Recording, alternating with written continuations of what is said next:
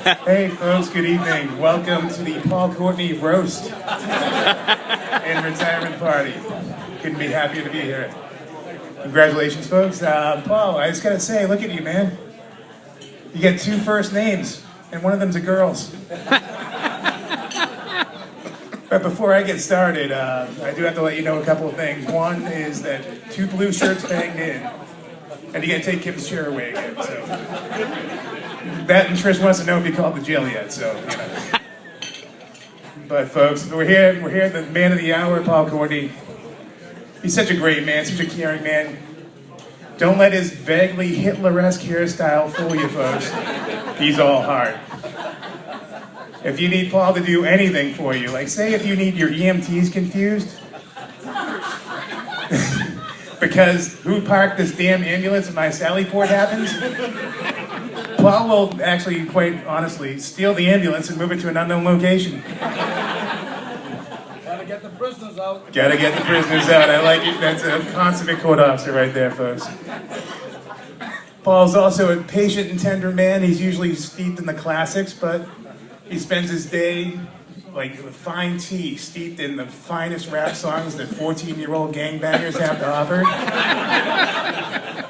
But he's still famous for honestly serenading them to sleep with "Oh Sole Mio" and "Go to Sleep, Mucho." Oh, you don't know how many kids he put down doing that stuff right there. It's beautiful. And actually, here's a fun fact. I don't know if you guys know this, but Paul Courtney, if he makes his voice loud enough, can be heard through cinder block and concrete.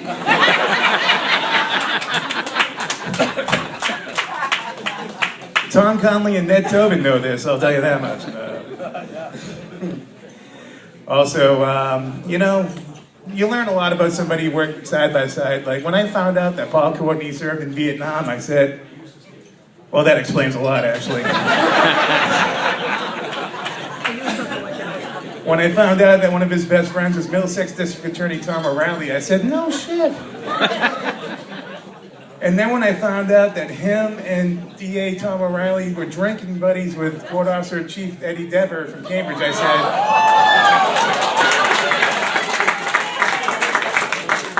I said that bar tab must have been huge. So folks, moving on, you know, it's not all glamorous being a chief court officer. You know, you need the help of your crew. And when I look around here, I see your crew, Paul. You know, I don't think that any court officer from the hours of 10:20 a.m. to roughly 1:45 in the afternoon worked harder than these heroes with clip-on ties. Thank you. We need a good chuckle. Let's go through your crew as we have time here. First up, we have Assistant Chief Timmy Yee. Round of applause for Timmy. Timmy's a man that has a heart as big as his eyelids are small, actually. I'd tell you all that Timmy Yee's crazy, but we all know that, so we can just move on, actually. We have Assistant Chief Trish Kaiser. Trish is one of the biggest sports fans I know. There she is right there. I'm pretty sure that Trish goes to bed at night in an authentic 1978 Cal Yastrzemski home uniform, actually. We also have Court Officer Bobby Long. Folks, this is one of the beautiful parts of Bobby Long. If you're at the BMC when it's nice and warm out and it's the summertime, you can catch him sunning himself on a rock out in front of the place like he's a modern-day sea lion. Let's see what else we have here. How could I ever forget Court Officer Kelly Fenton? I'm pretty sure that Kelly could have me killed, so she's all right.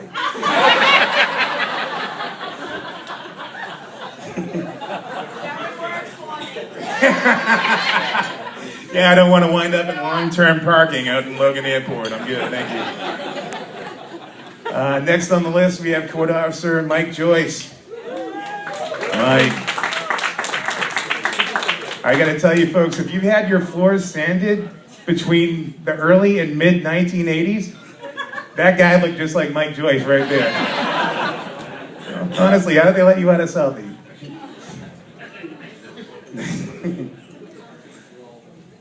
Let's see, we also have Mr. Pat O'Donohue, ladies and gentlemen. He's not here, that's all right.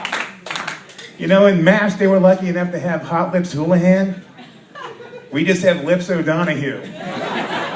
I don't even want to know how he got that nickname, actually.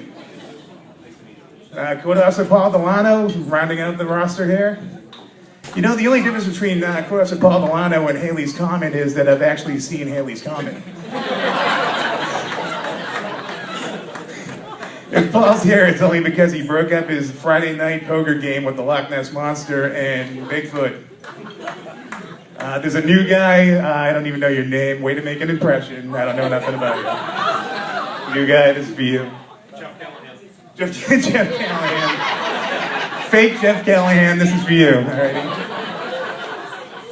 Anyway, folks, the one thing I know about Paul is, as a friend, he's the type of person that if you needed $10 and he only had $6, he'd go out and find you the other $4. And honestly, if everyone could raise a glass, please, to our friend Paul. Yeah. You know, I don't think God's in the business of making Paul Courtneys anymore, and that's a shame. Thank you, my friend. I'll miss you.